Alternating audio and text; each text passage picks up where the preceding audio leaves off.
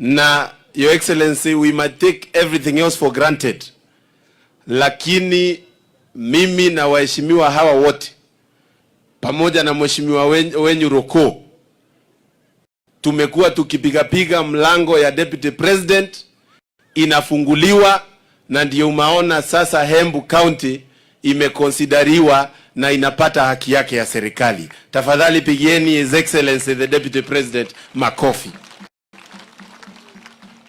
Na Your Excellency, mimi kwa sababu mimi ni kijana umeshika na una mentor, mimi nataka kukuambia vita yako, vita ya ukabila ile unapigana nayo, vita ya pombe, vita ya watu ambao wanataka kuturudisha nyuma, Your Excellency, hiyo vita ni sisi tutakupigania hiyo vita kama soldiers wako.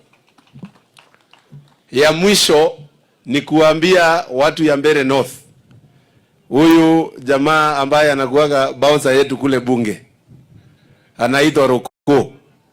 Huyu ni kijana wa nguvu, na kule Mbeere North ukisikia Mbeere North imetajwa ama kitu yote inaguza Mbeere North, huyu jamaa anaamka, ana overshadow kila mtu, anasikizwa kwa sababu mlituma kijana mzuri bunge.